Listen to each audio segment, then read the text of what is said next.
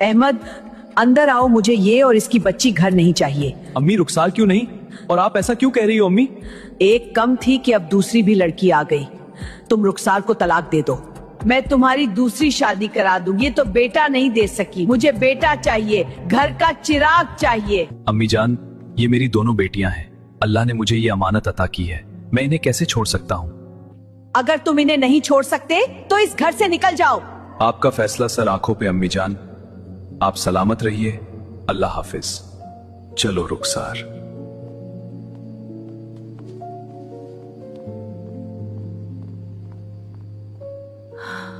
उस रात बड़ी मुश्किल से अहमद को एक टूटा फूटा पुराना किराए का कमरा मिला। कमरे की दीवारें टूटी हुई थीं और बस एक बच्चियों को थोड़ा सा खाना खिलाया, मगर खुद एक निवाला भी नहीं खाया। अपने परिवार का पेट भरकर वह खामोशी से भूखा ही सो गया। माशाल्लाह मेरा घर। बेगम जान कहाँ हो? अस्सलाम वालेकुम हाजी साहब। वालेकुम अस्सलाम बेगम, पोती मुबारक। हाजी साहब, आप कैसे? बेगम जान, जब बेटी हुई अहमद ने मुझे फोन किया था, बताया कि बेटी हुई है और रो रहा था। जल्दी आने को कहा, मैं आ गया। देखो मैं इनके लिए कितने खिलौने लाया हूँ। वो सुबह घूमने गई हैं। ठीक है, आने दो, मैं इंतजार करूंगा। मेरी आंखें तरस गई बच्चों को देखे हुए। अब मैं क्या करूं?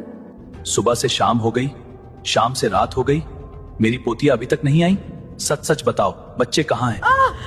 अहमद और उसकी बीवी बच्चों को घर से निकाल दिया। मैं पोता चाहती थी। बस बहुत हो गया। तुम्हारी हिम्मत कैसे हुई मेरे बच्चों को घर से निकालने की? ये घर मेरा है, अभी मैं जिंदा हूँ। तुम खुद 3 बेटियों की माँ हो, फिर भी बच्चों को इतनी बेरहमी से घर से बाहर कर दिया। तुम कैसी माँ हो? जरा भी खौफे खुदा नहीं है तुम्हारे दिल में। देखो बीबी, कुरान में अल्लाह ताला ने सूरह तकवीर में फरमाया है, और जब जिंदा दफन की गई लड़की से पूछा जाएगा कि उसे किस गुनाह में कत्ल किया गया है, और नबी सल्लल्लाहु अलैहि वसल्लम ने फरमाया जिसके पास 2 बेटियां हों और वह उन्हें अच्छे तरीके से पाले पोसे, तो कयामत के दिन मैं और वह ऐसे साथ होंगे।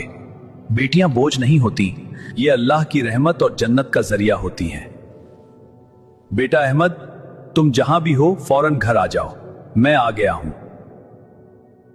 अस्सलामु अलैकुम अब्बू जान। अस्सलामु अलैकुम अब्बू जान। दादा जान। वालेकुम अस्सलाम मेरे बच्चों, आ जाओ। मेरे बच्चों, मुझे माफ कर दो, मुझे माफ कर दो बेटी, दादी से बहुत बड़ी गलती हो गई। अब ये घर फिर से मुकम्मल हो गया। असली चिराग तो अल्लाह ने बहुत पहले दे दिया था, बस हमारी आंखें बंद थीं। कभी कभी इंसान अपनी सोच के अंधेरे में इतना खो जाता है कि उसे अपने घर की असली रोशनी दिखाई ही नहीं देती। हम बेटा और बेटी में फर्क कर बैठते हैं, जबकि अल्लाह की नजर में दोनों उसकी रहमत है। बेटियां सिर्फ घर की जिम्मेदारी नहीं होती, वो उस घर की बरकत, मोहब्बत और रोशनी होती हैं। जिस घर में बेटियों की हंसी गूंजती है, समझ लो वहां रहमत उतरती है। असल चिराग वो नहीं जो नाम आगे बढ़ाए, असल चिराग वो है जो घर को मोहब्बत से रोशन कर दे।